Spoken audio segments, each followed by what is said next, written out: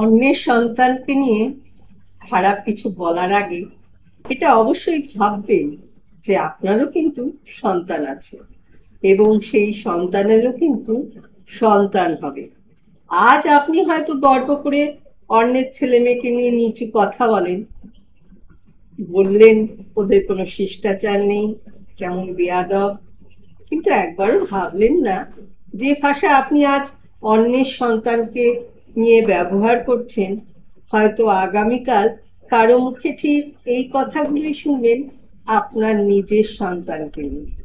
সমাজে একটা অদ্ভুত নিয়ম চলে, নিজের সন্তান ভুল করলে সেটা ছেলে মানুষই, আর অন্যের সন্তান করলে সেটা অপরাধ।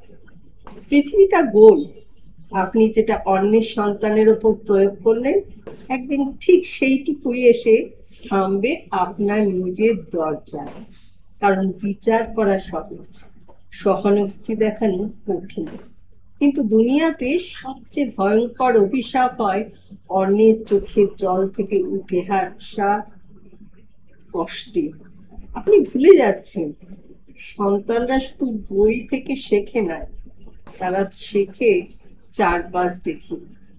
আপনি যদি ঘৃণা ছড়ান তারা শিখবে বিদ্বেষ, আপনি যদি অপমান করেন তারা শিখবে কাউকে মানুষ না ভাবতে।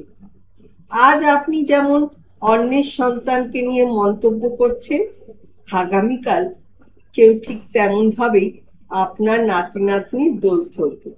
কারণ জীবনচক্র ঘুরে ফিরে সেই জায়গাতেই আসে যেখানে নিজের বলা প্রতিটি কথা নিজের জীবনের আয়নায় ফিরে আসে। তাই আগে বিচার করুন নিজেকে, তারপর অন্যের সন্তানকে। কারণ সন্তান বড় হলেও পৃথিবীর নিয়ম কিন্তু ছোট।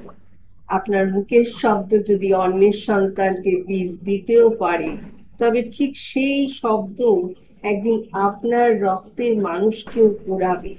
তাই ন্যায়ের মুখোশ পরে অন্যায়ের বিচার বন্ধ করুন। পৃথিবীর সবচেয়ে নীরব প্রতিশোধ সময়। কলমে তাহমিনা আক্তার লিলি।